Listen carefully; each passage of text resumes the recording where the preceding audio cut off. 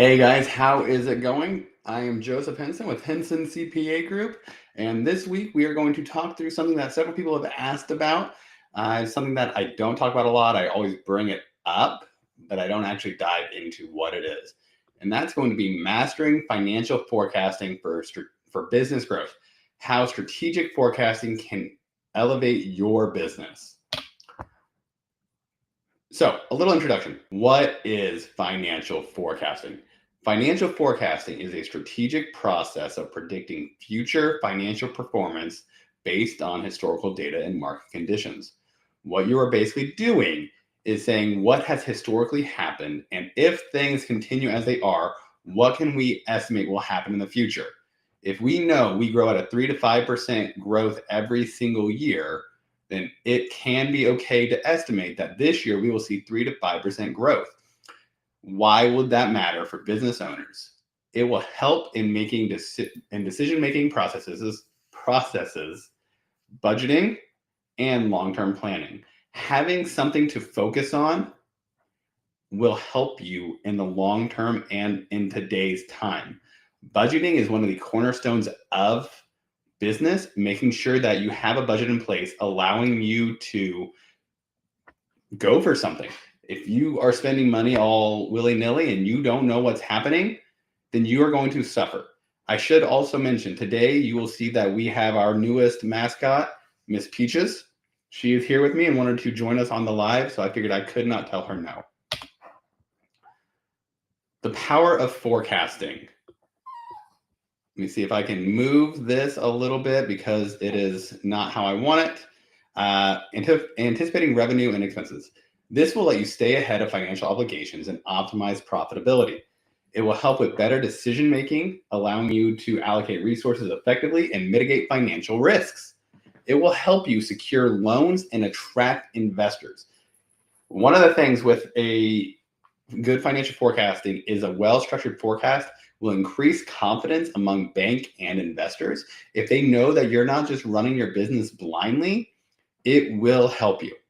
It can give you a competitive advantage. Businesses that forecast effectively are more agile and adaptable to market changes. If you notice that you're seeing a 10% reduction in the amount of requests for a certain medication, forecasting this out will help you see, hey, maybe something's changing. Maybe there's a better alternative. Maybe people aren't responding to this how we feel they should when it comes to their pets. And it will let you actually change and get ahead of the competition. Common forecasting methods. There are several to use. The main one you're going to look at is historical data analysis. This is going to let you leverage past trends to inform future business strategies. Using what has historically happened to account for what could happen is a great thing that will really help your business out. Qualitative forecasting. This uses expert insights and industry trends to fill gaps where historical data may be lacking. If you are a new business and you only have 3 months of data, this is something that can help you tremendously. You can see what is the common theme within the clinic and extrapolate. If you started in the slow period and you're able to say, well, this was our slow period, we think we're probably going to see a 30% increase in revenue throughout the rest of the time, that is a huge benefit. A scenario planning develops multiple models to prepare for best case, worst case, and the expected financial scenarios. If you are expecting to make $1 million gross revenue this year, that is great. That is the expected financial scenarios. Now, let's say you're 10% off both ways. So if you are 10% off, you're looking at $1.1 million potentially, or $910,000 potentially. We want to make sure that you are taking this the appropriate way. There's a little bit more to this because you're taking into account different risks, growth, and opportunities, but it is something that works well. AI and data analytics.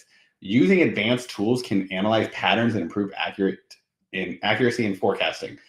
With the speed of which AI is developing, you have to be at the forefront when it comes to your business.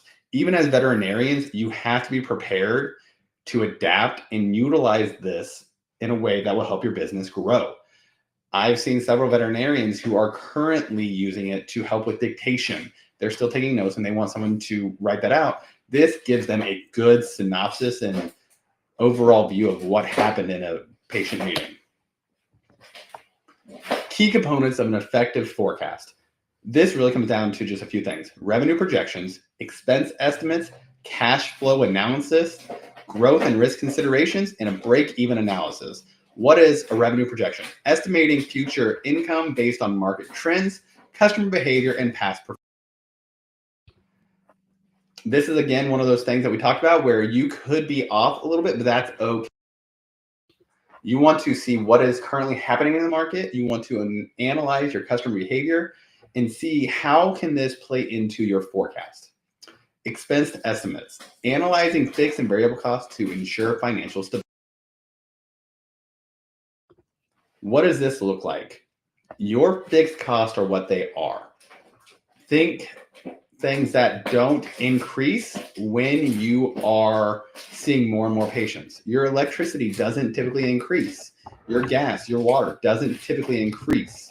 So these are things that you can account for. If you know that your utility company is going to be raising prices, you want to include that into your forecast. Cash flow analysis. Understanding cash flows that go in and out to avoid liquidity issues. That is what cash flow is. It's about what is coming in, what is going out. You have to know where your cash flow is to effectively run your business. Growth and risk considerations. Factoring in expansion opportunities and potential financial threats. Is it time to grow? Did a new clinic open up a mile down the road? What is currently happening that could pose a risk to your company, or what is going to pose an opportunity? This is a typical SWOT analysis: strength, weakness, opportunity, threat.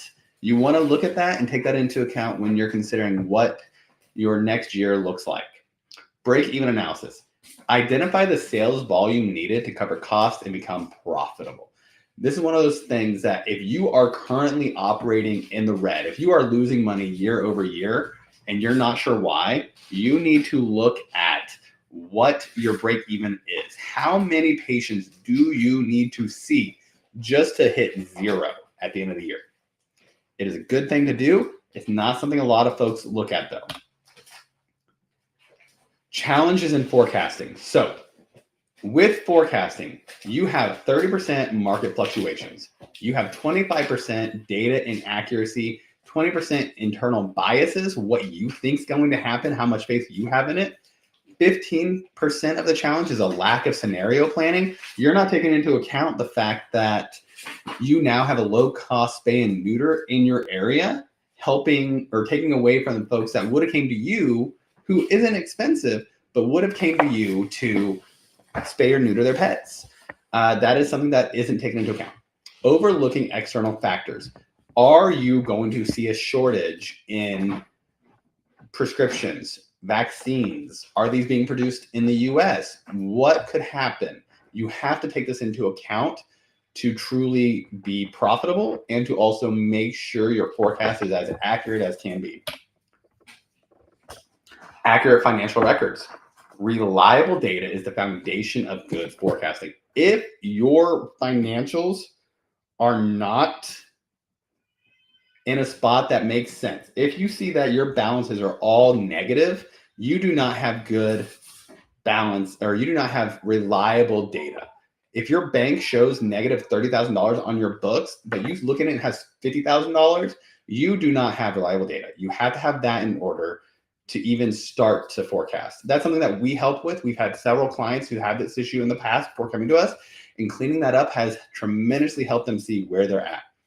Regular updates, reviewing and adjusting forecast periodically based on new data.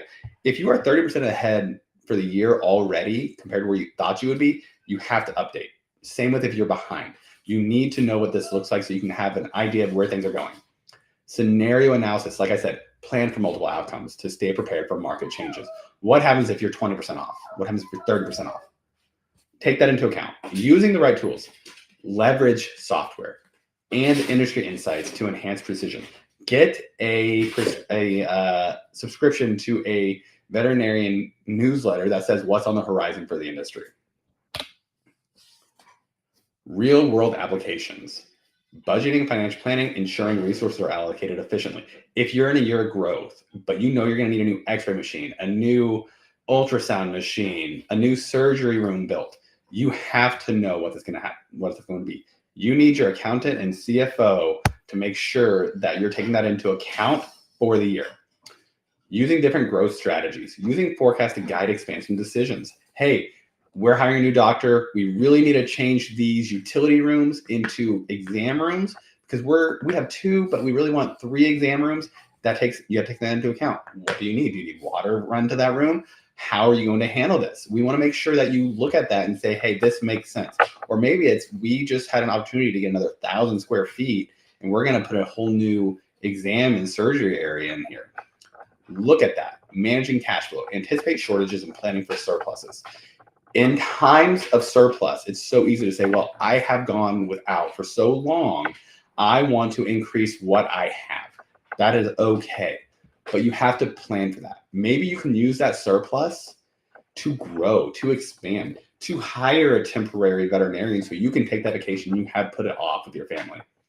On the opposite side, anticipating shortages, you need to make sure you are able to cover shortages in the short term. You don't want shortages long term, but you do need it short term, and you need to know how you're going to handle that. Moving forward, make sure you assess your current forecasting approach. If you're not forecasting, even just acknowledging that is a good start. If it's something that you're interested in, reach out to us at Henson CPA Group. You can email me directly at joseph@hensoncpa.com, hensoncpagroup.com. That will help. Consider integrating new tools and methods for improved accuracy. Go out and get them. There are a ton of new tools for veterinarians that are being put on the market monthly. Look at that. Stay informed on market trends to refine your predictions. You need, like I've said, to look at what's happening in the market. Is there a new approach to a surgery that you could take and get training on that makes you more marketable? Look at that. Use forecasting as a proactive tool to guide business decisions. If you follow these 4 things, you will notice growth. Now, will it be substantial growth? Not necessarily, not at first, but it will be consistent growth if you utilize it. Well, that's all I have for you today, guys. I appreciate it. Everyone that reaches out to ask questions after these. Again, my name is Joseph Henson. I am one of the partners here at joseph@hensoncpagroup.com. If you have any questions, feel free to email me. Feel free to call me. Reach out.